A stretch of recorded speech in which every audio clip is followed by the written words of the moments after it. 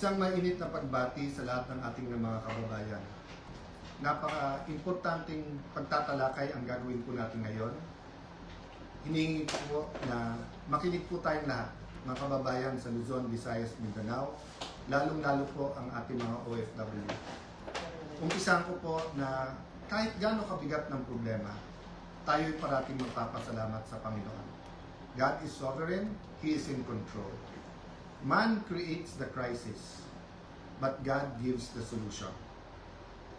The last few weeks, there was a man-made crisis by the minority in cooperation with some people in the administration, by them trying to undermine the leadership of the Senate at pinapalabas na magulo ang Senado. Pero mas mabigat po ang usapin natin ngayon. Bakit po? Dahil may tanong po tayo. Una, has Philippine democracy died again? Pangalawang tanong, binasura po ba ang Philippine Constitution? Bakit po ito tinatanong? Simple po, ang nakalagay sa konstitusyon ng Pilipinas, pwedeng mag-conduct ng business ang Senado by a majority of all its members. Ang majority po ng 24 ay 13 po. 13 po ang numero. Yung sinasabi po nilang kaso, yung po ay ibang-iba. Nag-adjourn po kami nung nag-walk out sila. So that means they have to call the roll at kailangan 13. Yung binabanggit nilang kaso po, hinahamon ko lahat ng abogado. It is not applicable kasi doon po tuloy-tuloy yung sesyon. Tinigil tapos sinabing may continuing quorum po sila. Tayo po, malinaw na malinaw sa records, ay nag-adjourn last Tuesday at sinabi na tayo ay muling magre-resume ng alas 5 nung Lunes. So, what is the point of going through this? The question we have to ask ourselves is that, is the Constitution but a piece of paper to this administration? Has the judiciary ceased to function? Wala na bang Senado? Yun na po ba ang pananaw ng ating administrasyon? Ang tingin ba po ng 12 senador ay basta't kakampi mo ang Malacanang ay wala ng batas? Kung titingnan niyo po ang Rule 1 and 2 ng Senado, na ayon to sa Philippine Constitution, para i-elect ang Senate President at ang Senate President Pro Tem o Pro Tempore, ay kailangan po 13. So, paano po nila alisin si Senator Loren Legarda kung 12 lang po sila? At mapapakita po sa inyo na gusto nilang i-control ang premises ng Senado at gusto po nilang hindi mag-hearing ang Blue Ribbon Committee bukas sapagkat ay binasa po nilang rule para magkaroon po ng acting Senate President. Kailan po ba pwede magkaroon ng acting Senate President? Babasahin ko po sa inyong rule. Sabi po, in cases specified in subparagraph C of Section 4 of the rule, the President Pro Tem shall serve as acting President until the Senate shall have elected a new President. Hindi po sila maka-elect ng new President dahil wala po silang 13. Ulitin ko po, pag may 13 po sila, ako pa mag-o-oath sa kanila. Bibilisan ko po na ibibigay sa kanila. Wala po silang 13. So ano yung rule po? The President Pro Tempore shall discharge the powers and duties of the President in the following cases, A, B, C. But she or he shall only become acting President in the case of subsection C, which says, in the event of resignation, hindi po tayo nagre-resign. Removal, hindi po nila ako naalis. Death, buhay pa naman po siguro ako, hindi po AI ito. Hindi po AI ang kumakausap sa inyo ngayon, buhay pa ho ako. Absolute incapacity, siguro naman po nakikita nyo, nakakapag-isip po ako, nakakapagsalita po ako. So wala pong ground para magkaroon ng acting president. This is an illegal coup d'etat na may kasamang pagbabasura ng ating konstitusyon. I warned everyone about this from day one. We warned everyone yesterday when we explained the use of the parliamentary tool of not having a quorum. And kaninang tanghali, habang kausap ko po si Senator Marcoleta, I asked everyone, please pray. Kasi at that time, balita po namin na nag-step up sila sa pagsasabing wala na yung kaso nyo, sumama lang kayo or pumunta lang kayo ng session hall. I even got a text yesterday, pumunta lang daw ako or si Senator Loren para nga at least mag-open and close. Nangyayari po minsan yan, that's a longer story. Pero naramdaman ko na po kahapon na baka may isang dumating, so 12 plus 1 equals 13.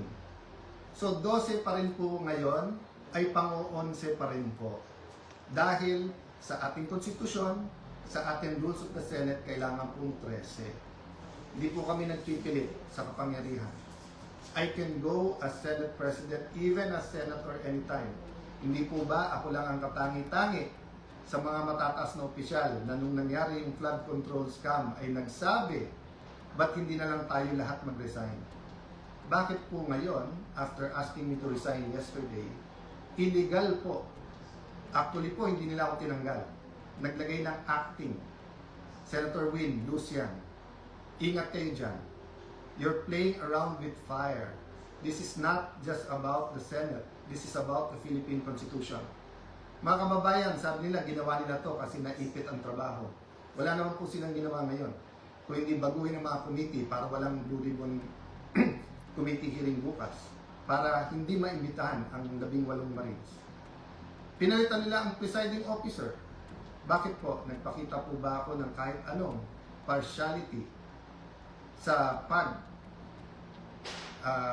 conduct or pag-usog ng impeachment court? Alam niyo po, madidelay po ang impeachment sapagkat pag pinalitan ang rules ay kailangan pa ho na magkaroon ng publication. So pati po ang ating mga arrangement ngayon magbabago. Bukod pa ho doon, pwede mag-motion for reconsideration kung legal. Ang problema, illegal po ang sesyon kanina. So this is their answer to the crisis they made. From May 11 till now, crisis after crisis, pinapasok yung NBI noong May 11, binaboy din tayo noong May 13, pagkatapos issue after issue, at ngayon naman po, instead of a simple adjournment sine die, kung saan meron tayong isang buwan na magtrabaho mga committee, pagkatapos uumpisa na natin ang impeachment, they're going to bring the Senate and the country into a political crisis. Ako'y nakikiusap sa lahat. Correct your mistakes. Wala namang problema because I issued an advisory kanina na nakasine die tayo. The country is already in economic crisis. Hindi lang nararamdaman to ng mga upper class. The world is in crisis because of what's happening in Israel, Iran, US, in what's happening with that conflict. Marami pong naghihirap na, mas maraming maghihirap pa. We need the impeachment to be fair and impartial.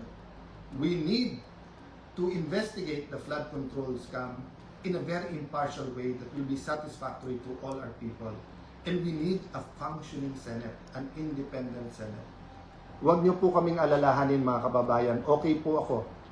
They can try to remove me, they can kill me, but they will not kill the idea of a democratic Philippines led not by men, but by laws, led by the Philippine Constitution.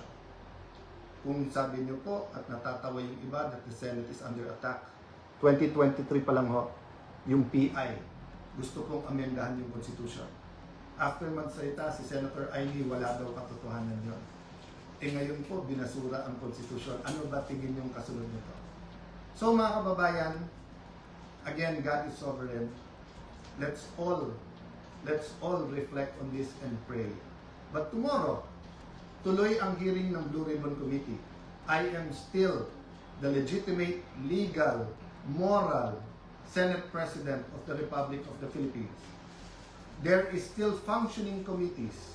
We have to hear the testimonies. Invited po, pati po yung mga gumawa ng illegal ngayon. You can try to stop us, but you will be stopping the Filipino people. So sa ating mga kababayan who wants to pray or have a prayer vigil sa Senado bukas, pumunta po kayo. Pag hindi po kami pinapasok, sama-sama na po tayo outside the kulambo. Ang problema po, pag in-outside nyo dakulambo ang mga legitimate leaders ng Senado, para nyo na pong sinabing sinunog nyo po ang Philippine Constitution. Sana naman po, tonight, makapag-isip-isip ang mga gumagawa nito.